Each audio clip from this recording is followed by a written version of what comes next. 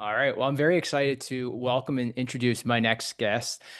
She's an author, a health and wellness expert, presenter on TV, radio, and has been in the wellness space for over 3 decades, from my understanding. She's authored over 10 books, or 10 books. Are you doing more right now? 10 books. I know I've lost count myself. And three of those, I think, are bestsellers from what I was reading. So I can't wait to introduce you to Andi Lew. Welcome to our show. How are you doing today? Thank you so much, Matt. Like when you rattle off my accolades, even I can't believe it. And I think you're hesitant because there is an 11th book already coming to mind. So it's one of those addictions once your readers and your audience start to pick up pace and you've taken them to a level of education in wellness, they just want more. They're like, okay, what's next? Because they're evolving with you, right? Absolutely. Well, keep on writing. And say if you got stories to tell and messages to get out, people need to hear them and people want to hear them. And again, even if it helps one person, if it helps 1,000, it's all worth it and leaves a footprint for better. Um, so again, I ran into you. So for years in my office as the functional provider, we've had numerous female patients go through what kind of similar stories in terms of the explant kind of question. Should I do it? Is this what's making me sick? And so I saw, you were in a post with a friend online, where you're featuring your book called Treasured Chests. And I'm like, oh, this is great because I've kind of been looking for resources for my patient base in our community and just for people to get the word out. And so I'm like, this would be a great opportunity to have you on as a guest, read your book, but also just be a voice for women that might be suffering from breast implant illness and kind of walk them through like, what's this journey look like? To me, going through your book, there's aspects to it that kind of piss you off because you're like how you went to six different doctors, surgeons, and kind of some of the exchanges were kind of cold, not very empathetic, and again, you see it all the time in healthcare, and especially in this case where you're sick and not feeling well. I think there's just so many other women in this position that need a voice. So I think that's a huge aspect where you're going to come in. Yeah, look, since writing Treasured Chest, exposing explants and empowering you, I've had so many readers identify with that sort of lack of empathy or being told that, there's nothing wrong. So that's how the doctor hopping comes into effect, where you're jumping from professional to professional, searching for answers. And even a CT scan and MRI said there was no hole or nothing wrong, yet there was an undetected rupture exactly where I was pinpointing it to be. And I think what we should take away from that is that medicine isn't a perfect science.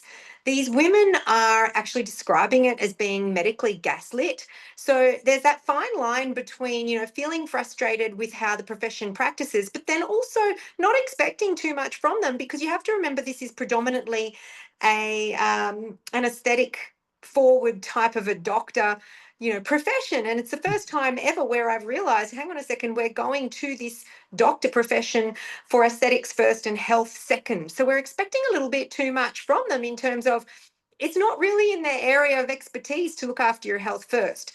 But it's been 2 years since I've been on press tour with this book, and I'm certainly changing the way the profession is practicing with a lot of groundswell now.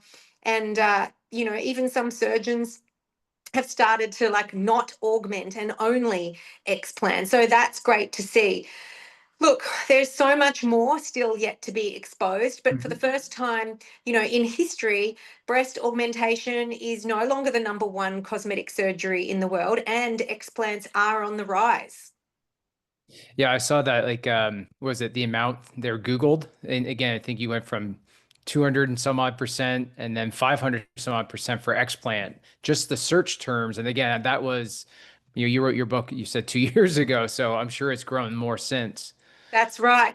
And I think for somebody like you as a health professional that really cares and wants to draw light to this subject is fantastic. Firstly, we must all acknowledge that, you're a man and that this is actually very healing for women to feel heard by a largely male dominated plastic surgeon profession that's dictated how we're supposed to look and feel.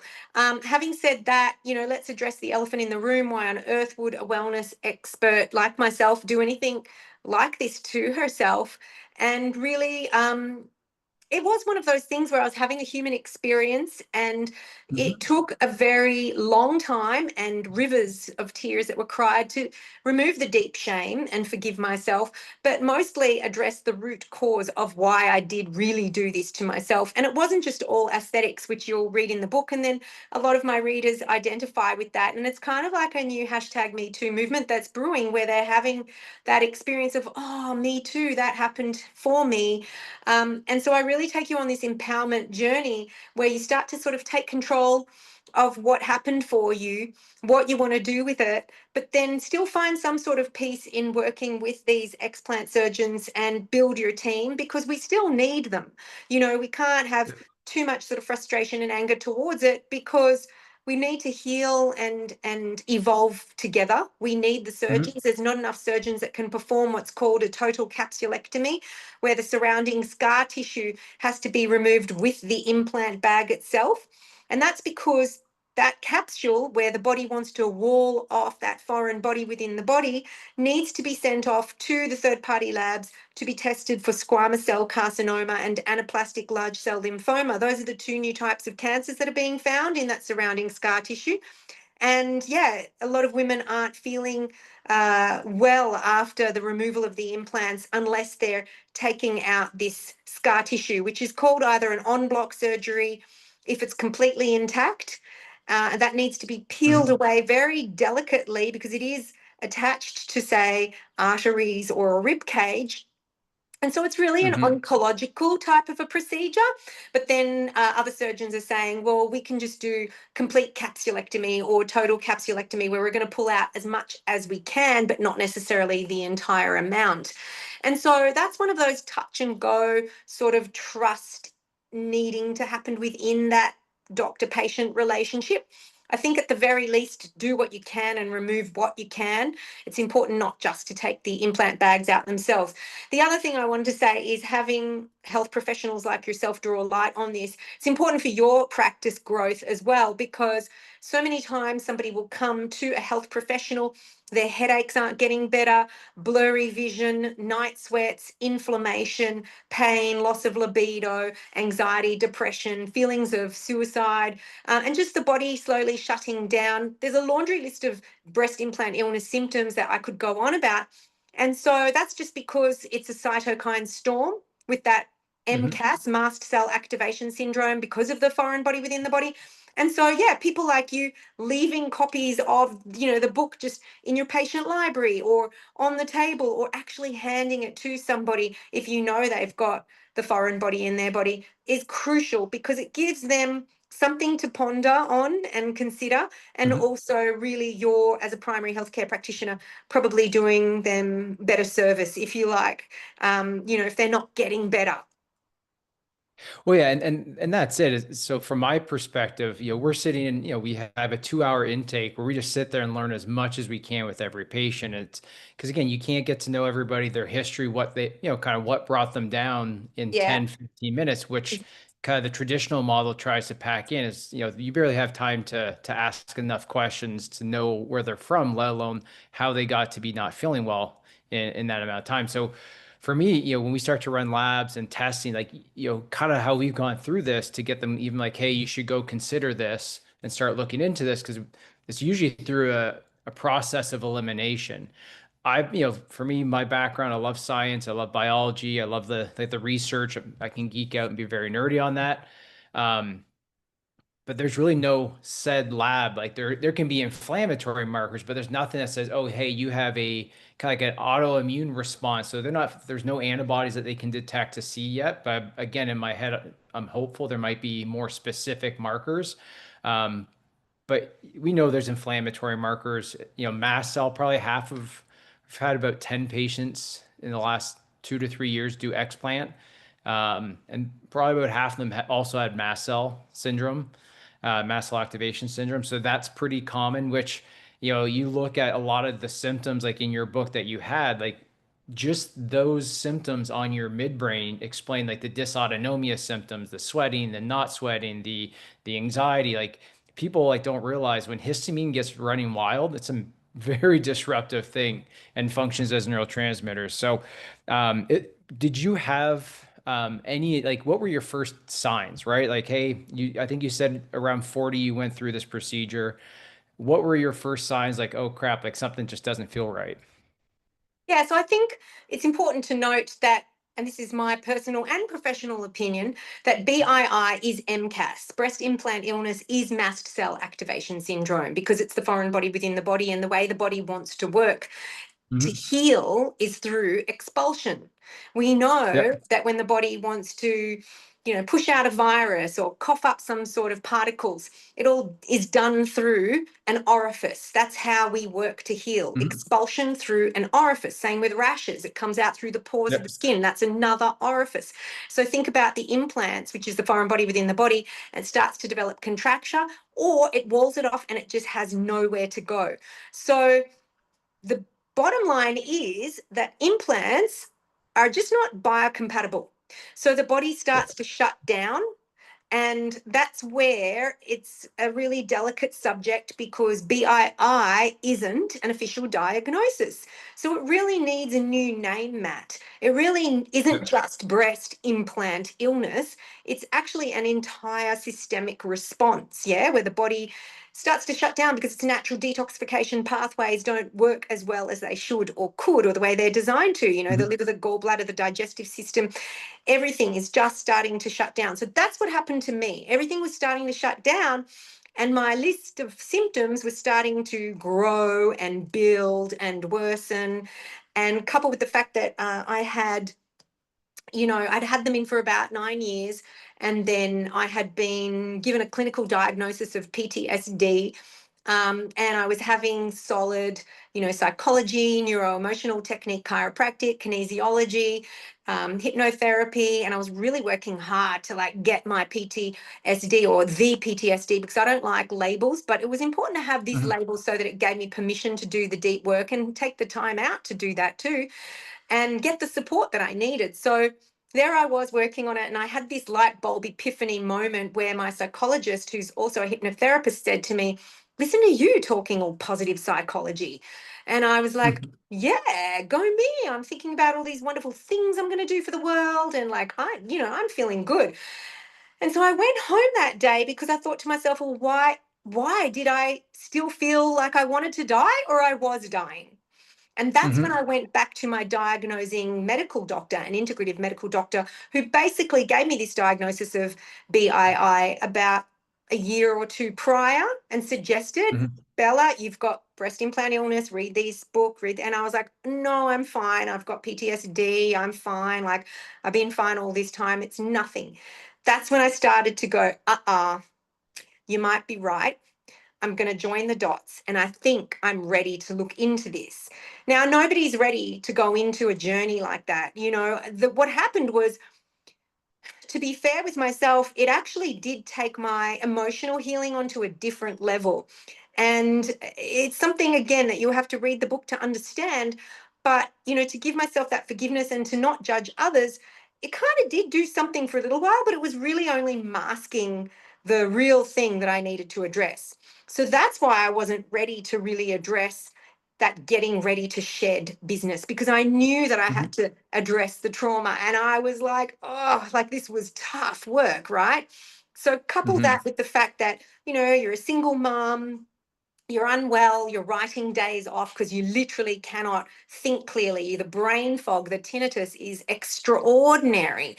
And so, and then you have the financial strain of it all. So these surgeries are between $14,000 and $25,000 and up surgeries. And I often say, I'm really sad because these women are dying to be well because they're saving up for a surgery. So they're literally, it's a ticking time bomb and they don't know if they're going to make it. So, this is tough because this is why I'm so moved in this crusade, if you like, and I'm called to act and grateful for all the interviews and the book sales because I'm putting everything back into education, everything back into my press tours, because there are too many women that haven't joined the dots and have been told that they're Hmm. fine. Yeah, it definitely takes time because when you start to have this conversation with patients, it's usually around probably 18 months to 2 years by the time they start to be receptive to it. Um, and by the time they start, like, hey, do you have names of surgeons around Dallas or in the area that are good at this? And I connect them. And, it's usually like, hey, 3 months down the road, like, I haven't called them yet, but I'm thinking about it. And it's just, try to encourage them. Um, it's interesting. Like, So you won't get triaged, Matt, unless you have a rupture. There's a yeah, long wait list of 6 to 12 months. yep. And, in my case, the rupture wasn't detected. So there was no, I was begging, I was sending emails every 2 weeks, begging to be triaged. But because the MRI said there was no hole there, they were looking for a traditional hole. In my case, it was a fold that became a weak point, which was a rupture. But this is what I'm saying is that this is what's so damning. However, when I did go public on the Today Show after my surgery, after my explant, I was inundated with messages in my Instagram DMs, and some women actually were seen immediately as they joined the dots. And then I saw them send pictures to me in my DM of their implants, and a lot of them were green and brown and ruptured and everything. So really, I saved so many lives, and I'm just haunted by those images as well. But at the same time, I'm so glad that they were able to move fast. Yeah, the first time this came across my radar from like, oh, hey, maybe this isn't as clean as we think it is. We go through 8 month cadaver lab, and we first day in lab, you flip over your cadaver and it's to dissect, a second session. We go through the chest wall to get to the front muscles. And so we flip over and she's, an older Asian, like, but she has implants. So we bring over like the professor, like, how do we dissect these? He's like, oh, you want to be careful. He's like, they just leak everywhere. And so Wow. going into this again, Interesting. in my 20s, I'm like, hey, if somebody wants to get them, great, to each their own. Leaving that moment, I'm like, I never want somebody like to get these again What did because that cadaver die from? emphysema, she was a smoker for a very long time. Like, just that's a whole other story. Like, it's Yeah, no, it'd, crazy. yeah, it'd be Like, great to just have like studies about cadavers well, that had implants. Yeah, yeah, I mean, I'd be curious. Like, she was in her 80s, I think 82, but like her lungs, they should be about this thick and were half the volume and just dark and black. But wow. the implants were leaked all the way up through the lymph channels into the axillary Yeah, region, and it was yeah, just like yeah, somebody took, like, the plastic clear Bic pens and just shattered that through her chest wall, and then yeah. just Far sticky. out. It was Yeah, it was just because crazy. And you, I'm you just can't you can't actually remove it from the lymphatic system. It's no. almost impossible. It shouldn't be in there. So this is why I want to draw attention to the fact that it's interesting that BII isn't an official diagnosis, because it just means that we're not able to have successful suits against the product manufacturer or the original implanting surgeon themselves. Um, Yeah. just Do you think that crazy. would change? Do you think that has any chance to change coming up? One can only hope, right? Yeah. Well, and so that's why going through some of the stats in your book and like just the data, you know, kind of you're talking about like the one that was the textured was recalled. Then they took away like the silicone, but they also allowed people who had mastectomies and lymphectomies to still get silicone. Is that still the case? Look, whether you have saline or silicone, it's still an inflammatory driver creating a cytokine storm. Oh And yeah. Professor Deva, Deva, he's the surgeon that did my explant in Australia at Sydney Macquarie University. But, he came up with this new data to support this. So it's important for people to understand, it doesn't matter what type you have, or it doesn't matter whether you have a rupture or not, it's still going to create this inflammatory response. Yeah. That's the first thing to note. And what was the question though? Because I'm circling No, back in I get. context. You're so I was kind of going back through because when you wrote about like just kind of which ones were pulled from the FDA, and Right. again, and then but they're still allowed to be used with Right. people following a mastectomy. And again, in my thought, like, that is freaking ass Mastectomy, that's backwards. right. I'm like, Yeah. so the immune compromised, like, so you're allowing them to still have something that potentially puts you at risk for cancer, Yeah. and So has the been shown. irony is, yeah, this is what you're talking about. That the irony is that we're so happy to support the Breast Cancer Foundation and give them $5 for a pink ribbon that we wear. But then after these mastectomy patients have removed their potential breast cancer, now they're also being offered a device that's potentially going to cause a new type of cancer like squamous cell carcinoma or anaplastic large cell lymphoma. So that's just profound. But I do have a dear friend, Erica, out of New York. She's a fashionista. And there are many women like her that are absolute role models when it comes to being a fashion icon, and basically walks around bare chested and does these get ready with me Instagram stories bare chested with no bra on because she hasn't got a chest. She's embracing her flat. Now, when I say she hasn't got a chest, she has a chest, but she hasn't got the breast tissue anymore. And she refused to reconstruct for this very reason, right? So this is just like my hero, like what a woman, Hmm. right? Because this is just so difficult, but at the same time, it's so beautiful and so empowering. This is why, and I can't imagine what that must feel like, but on the book cover, I'm holding my heart, not my breasts. And I've on purpose haven't called it breast, tits, jugs, boobs, all of the Yeah. things, because that's the language that actually got us into this mess in the first place. And when a woman understands that what's behind her chest is her heart, that's her beauty. And so we are potentially creating, women that are empowered and understanding where their true beauty and health lies. So, yeah, mastectomy patients are a whole nother story. It's an interesting topic in itself. And yeah, I mean, who are we to say that it needs to be replaced? Having said that, there are ways that some women can reconstruct with their own fat. So Hmm. I've been speaking to other surgeons who believe that there's no need for augmentation anymore and that they can reconstruct with some fat of, the patient's own fat. Yeah, and I've seen that, and that's where I was going to ask your opinion. Do you think that is, I mean, to me, it's from your own body. There's less immune reactivity. It's, it's been cloaked through your immune system. It should be tolerated. But yeah, anytime you see a foreign body introduced to another body, like you see it with pacemakers too. Every time you work on a cadaver with a pacemaker, it was all cystic around it. Like your immune system is this gift from God that's like, I don't know what this is. I'm going to wall it off and basically try to shield it from having direct access. And you saw that with the breast Yeah. tissue, you saw that with anything that was foreign in the body. Well, it hasn't got a blood supply, so it collects bacteria and all of those things. Oh, And yeah, so just interesting. And still reconstructing with the person's own fat is still something new as well. But some people don't even have fat to place yeah. there. They're very lean. There's that too. So I just say, how gorgeous are we all in God's eye and design and journey, and that, whether this particular man is in a wheelchair and he lost his limbs and his courage is hot, or Mhm. a woman who's incredibly lean and chose not to reconstruct and she has no fat and she's just got this gorgeous posture and air about her, that's hot.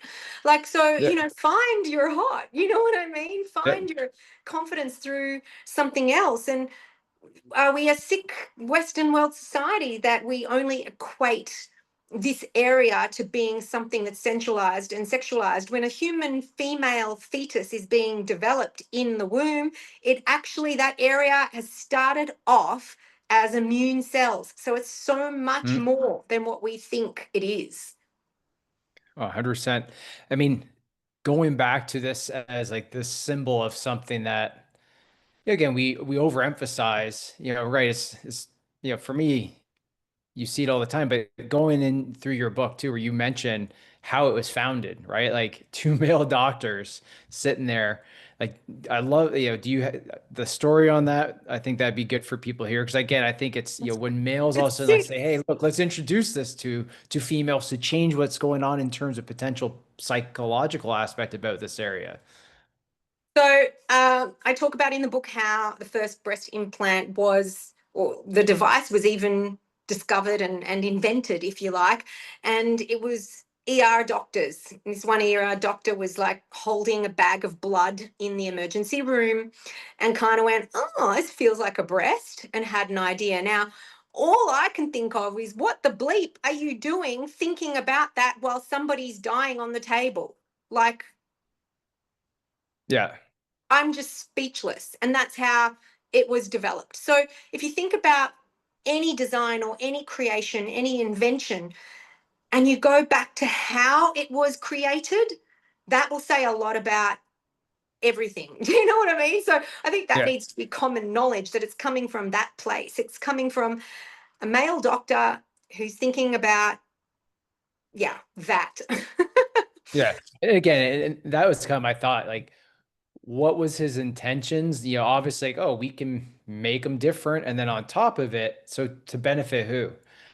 You know, originally, who was it initially to benefit? Like from that standpoint, and then it's a whole new market. Like that's the other Right. aspect, like a market that wasn't there. And he's like, oh, cool, I can capitalize off this, which just kind of makes you sick when you see the footprint of how bad it's made so many people feel over the years. Love that insight from you, Matt.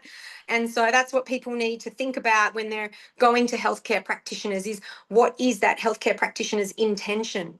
And so intention is the most important part of any healing journey. And so what you're highlighting now is that, who's it serving? And ultimately, as you said, it's capitalism. It's not like, am I doing no harm? What is the Yeah. Hippocratic oath for that person? Yeah, it's crazy when I went through. I mean, there's many times when I was going through your book, I got a little pissed off. Made some sticky notes, as you can see. Open Um, up, just do me a favor. Let's play a game. Open up to one sticky note and tell me what pissed you off or what inspired you. Like, just take a random page there. oh, so Don't this don't is. search for it, Matt. It's Oh supposed to be no. the one that jumps out.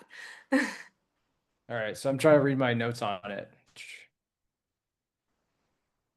Okay, so this is just like you remember that like basically implants are not a lifetime device. Companies are going into liquidation because of Yes. complications and recalls. Yep. Um, and so That's my question, important. Yeah. yeah, and so it's like, how often does the recall happen, and what's the recourse, right? Like you said, it's 14,000 to $20,000 out of your pocket. It's not insurance. And even if they put them in and now like you find out there's issues with them, it's still going to be out of your pocket. And that's like, what's the recourse for somebody if there's a recall against their product? So how often does it happen? All the Yeah. time. They shut shop. Run away, can't get me, I'm the gingerbread man. And all of a sudden my company doesn't exist anymore. And then I reopen as a new company under a new name with a new apparent device that is, in inverted commas, safer. So that's important to note too. My devices were recalled, I think, in 2016, and I didn't know about it. Jesus. Yeah. 2000. So you had no clue.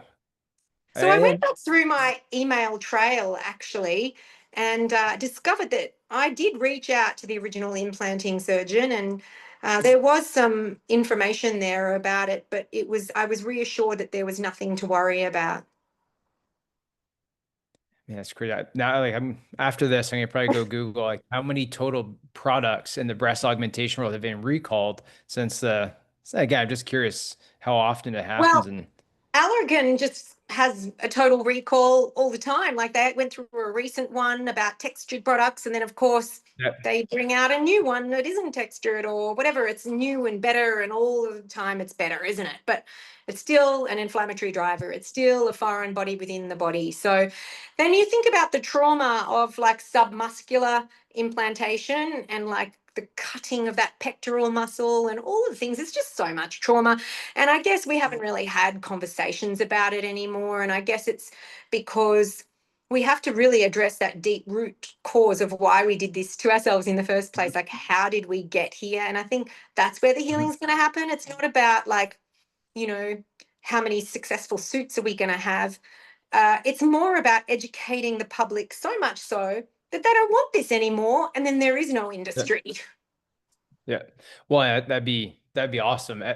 So the second, I just found another one that really ticked me off, and that was the one where again, I think it was your second Californian doctor surgeon consultation where I think you spent $400 Yeah. to be told that you need a psychological evaluation before and so he Whoa. wrote a letter to your doctor in Australia. Again, like I'm sitting here just like I would be livid if this was like my family member, my wife, and knowing that she's sick, this is making her ill. And he's like, no, you need to go get a psychological evaluation because, that's the Do you know problem. what? Do you know what was really out of line about that?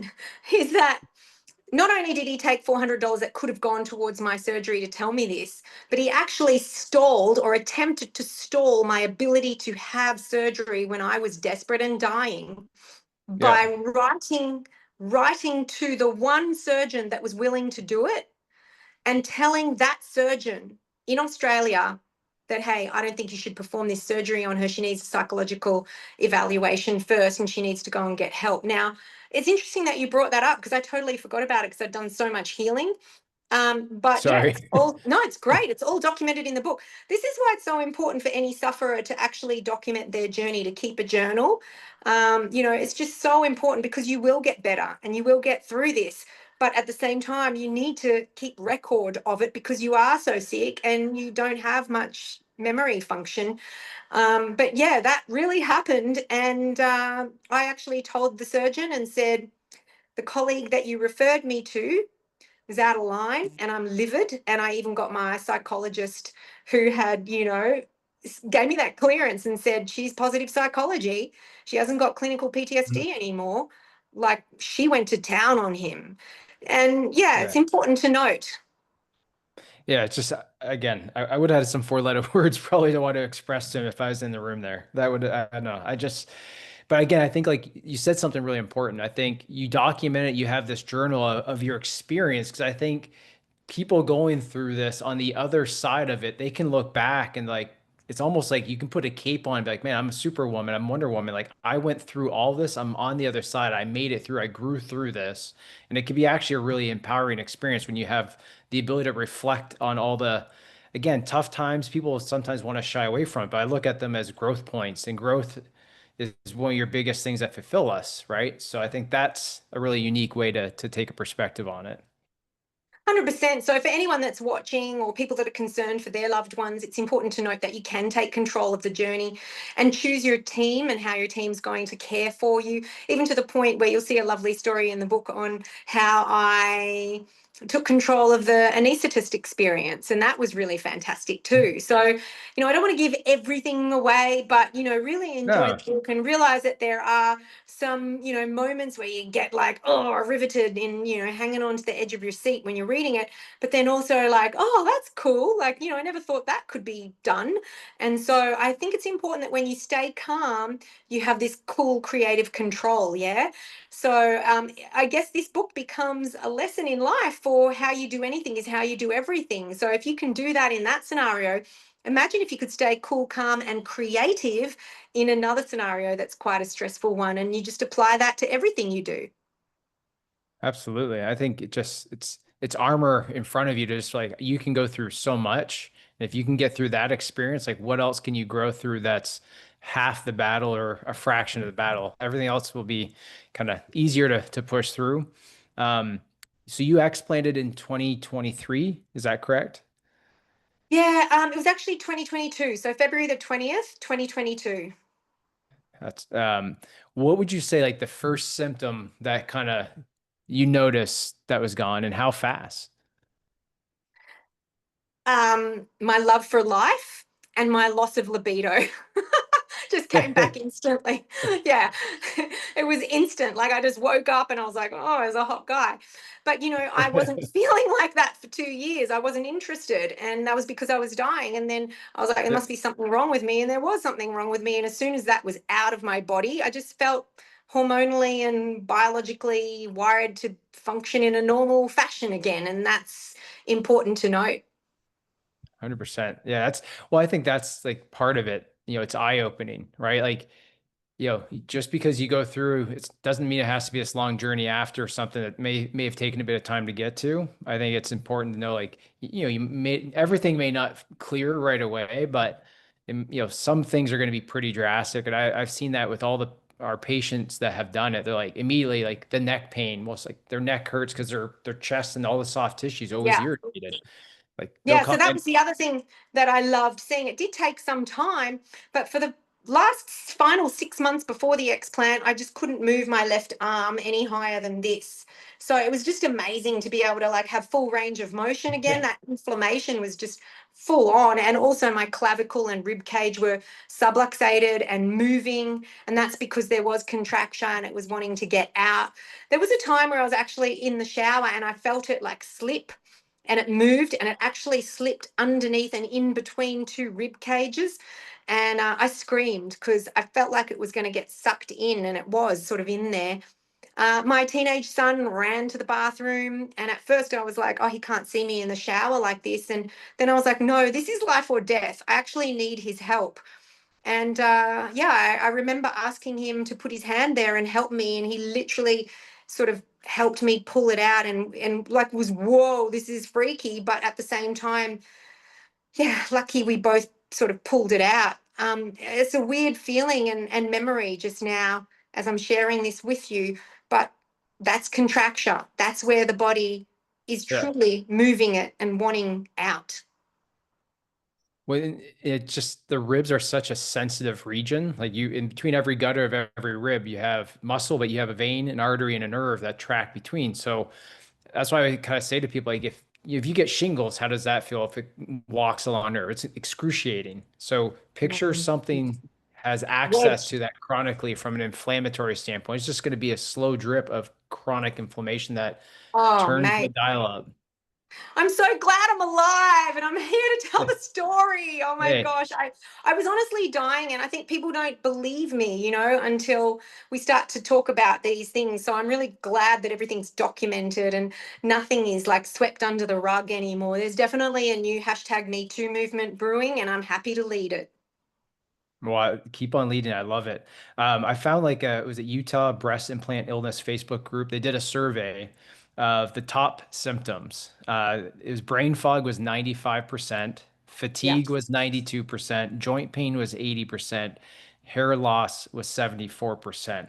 Mate. Yeah. Okay. So like again, from if a provider's listening to this and you have patients that have these symptoms and it fits Yeah. the bill from their history, like you have to consider this as a It's potential important not working to dismiss. diagnosis.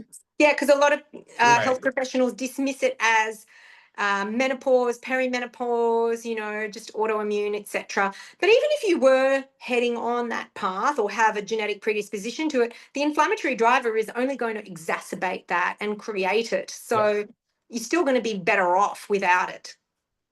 Well, genetics is a small part of it, but if there's some genetic vulnerability, a crappy environment or things that are in your environment making you feel crappy exacerbate the genetics to a whole other level. The Um, genes will only get turned on or expressed when you give it the right or wrong or right environment, I suppose. So that's the environment you're giving it to create that genetic expression. Get rid of that and you create epigenetics. yeah, your phenotypic expression. Um, so kind of I think through your book you mentioned for women to have certain calls to action like hey if you're going through this you mentioned like other things that you would recommend to every woman going through this journal document. I think there needs to be more communication because I think where most women find their help is online like forums like which to me is it's disappointing that's where people get guidance and help is that they stumble upon forums and have to talk to another female that went through this and it can't be brought to their doctor. That's because it's still not believed and not everybody understands it yet. And it's not an official diagnosis, even though the FDA have a black box warning on it. In Australia, the TGA haven't caught up. There's no black box warning on it. So all these things need to change, even though in Australia you can access superannuation, which means that that's your retirement money. And it can only be accessed when you have a life-threatening illness operation. So when I filled out that form in the end and I realized I could access that, I read the words life-threatening illness operation. I was like, whoa, why does the ATO, why does the Australian Taxation Office recognize that, but not the medical profession? So many questions, Matt. It's just, Yeah. my work is never done, but we're getting there slowly, slowly. We're educating more and more people. And sadly, they're feeling shamed because the international narrative is you did this to yourself, so why should I care? And hopefully we can change that with more people hearing them, feeling heard, believing them, and men rising the women up saying you're beautiful just the way you are. Because, yeah, we are and have been hiding in subculture, online, Facebook groups, and being censored. 100%. Well, kind of to your point, like I don't, everybody's got a free will, but I think the other aspect that's important with it is informed consent, right? I mean, I'm curious, what is the informed consent? Is this even mentioned from an informed consent standpoint? Because if it's not mentioned, then it's basically there's no even warning of this, that this might be a possibility. Do you remember, like, did you have any of this in your informed consent that there may be any reason to have them explanted? You know, the risks that were presented were in that it could be a case of contracture and we may have to redo it again, where the body may reject it. So I just thought, oh, yeah, then that's fine. Then we just go back under, and you can fix it. It was also a case of, there may be complications where it may not look aesthetically pleasing, like you suggested, like, perhaps one would be higher than the other, and would you still be happy with that? And I remember saying, yes, I would. And so it's interesting that those were the focal points. It's like, I think I just made up a word, but we weren't using language like breast implant illness. We weren't using language like inflammatory drivers and cytokine storms and foreign body within the body creating a systemic response. Only when I had my surgery did the professor who did my surgery went and get that new information, that new data to support this. It's only just recently starting to come, a long way, but it's still not enough.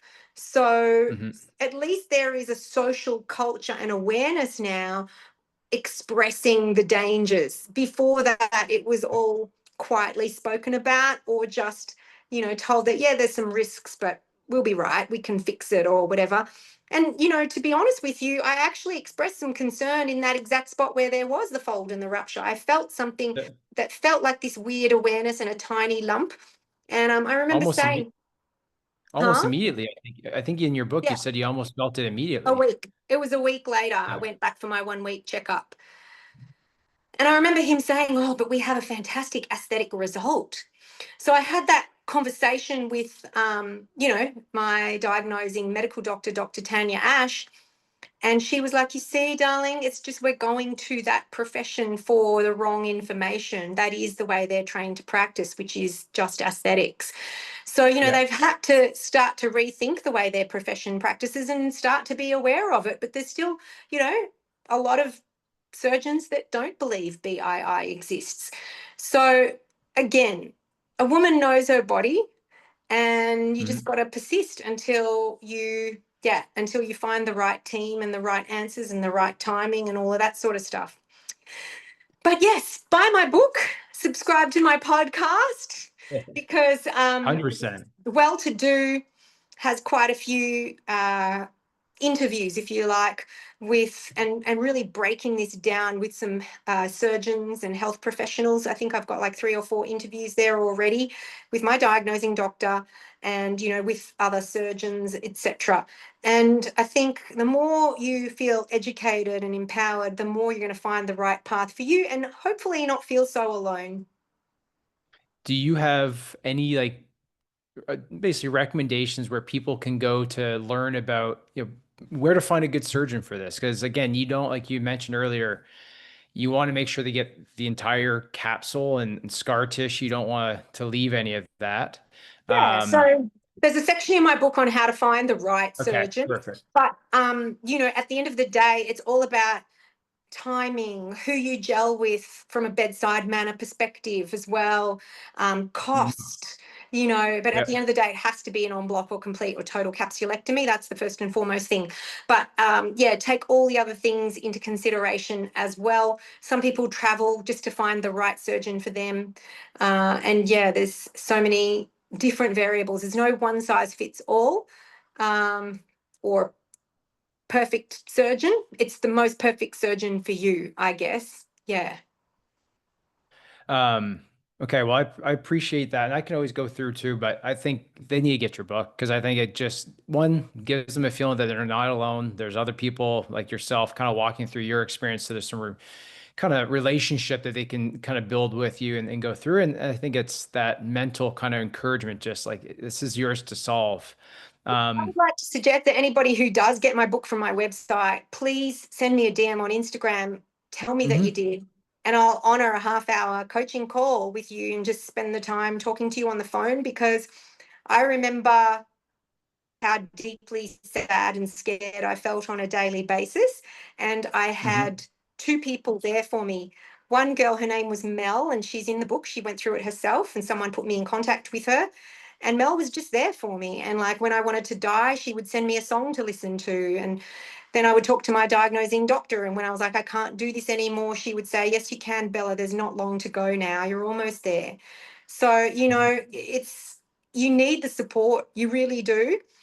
So yeah, just please know that I'll be there for you, and the information in the book will help you feel guided and empowered.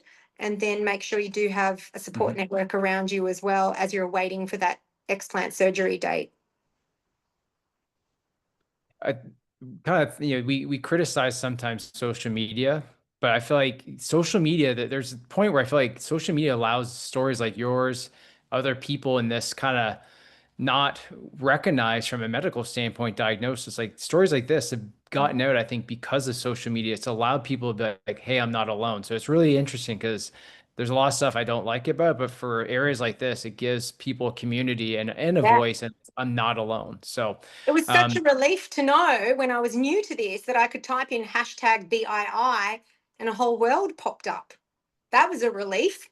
So that's on Instagram, and that's great. But I've heard a lot of BII support groups that have been censored and all that sort of stuff, shadow banned. And that's why we often move to support groups like Facebook. mhm. It's crazy. I mean, yes, yeah. There's so many different things healthcare wise we could probably get into that go through different things like this. But all right, well, I don't want to. I know you're busy. You got a trip tomorrow, so I really respect your time and I appreciate you being with us today for your time. Your website, Thank you. Andy Andi Lew Lew.com. They can go get your any of your books on there, but definitely I would recommend getting Treasure Chests.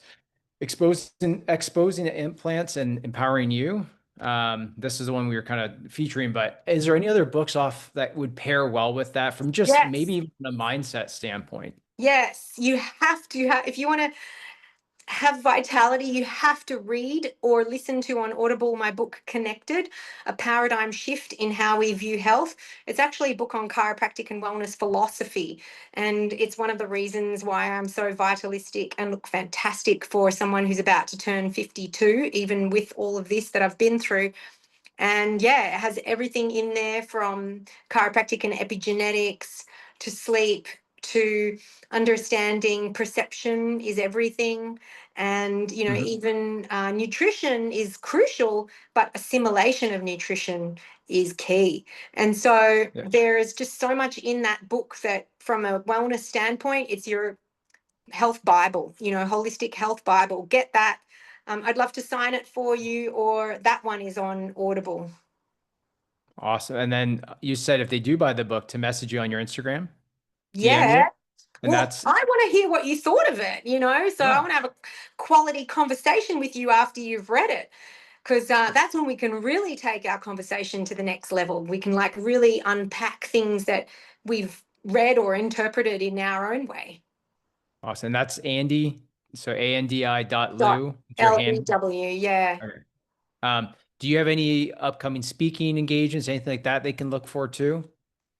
I'm always sort of appearing somewhere. So I think the best way to stay tuned to where I'm going to be next, and especially because this podcast is going to be evergreen, is to just pretty much keep in contact with me on Instagram because I'm always there and sharing what's coming up next.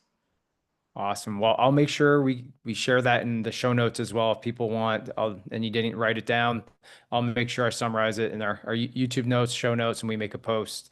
I really appreciate your time today. Again, I think this is a very important area that it's not an easy area to venture into. And I think you give women a very important voice to help guide them through a very kind of just difficult, cloudy area to step into. And again, they need to be brave, but I think you're helping them make that. And that I really commend you for taking the time to write this book. I know it's a lot of sweat equity when you write a book, but again, I know it probably wasn't easy going through and reliving some of the Dude, like chaos. seriously, I went to bed that night. I pressed print on the cover and I was like, what have I done? Like now the whole world's gonna why like it's different to wearing a bikini. It's like a real raw moment there. And I'm like, oh, and like I don't want to be sitting on TV sofas with that and what are they going to say and all of that. And I was like, you know what? No, it has to be done because it was a divine moment when I decided to expose the scars. They were my war wounds. And yeah, it hasn't been the easiest of press tours and things like that, but it was definitely my mission and my calling. Hey, good things sometimes need to be a little bit harder, so it's all right though. But I think again, I commend you. I think the first thing off that is the scar, right? And I think there's almost a metaphor to it, right? Like there's something beyond just the procedure, like it's leaving a footprint. And I look at it's not just a physical appearance.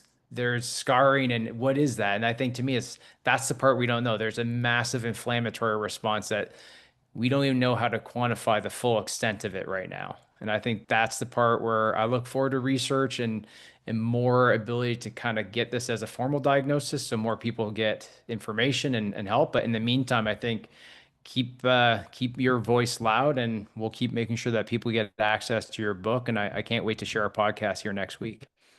Thank you. I can't wait to see how it turns out. And I'm glad that you were like on me to make sure that we did this because I've been so busy. So thank you for the opportunity and pushing me to do it and You're following good. up. Thanks, Matt. Well, we were just out in California, my family and I last week, and I'm like, oh yeah, I'm like, I thought of you. I was like, It oh, reminded you. yeah, I'm like, I need to Yeah. And reach I thought back to out. myself, you see, everyone, persistence does pay because if you didn't keep pushing, I just would have forgotten about it. So sometimes it's just about divine timing as well. You're good. I'm the same way. I like if I don't respond to you, it's not like I'm just busy. I got, probably five things that I'm juggling. So just bug me. I'm like, you're not, I'll tell you like, hey, if I need like 3 months. But anyways, I really appreciate your time. So I want to thank you again and look forward to chatting soon. Thank you, Matt. Bye.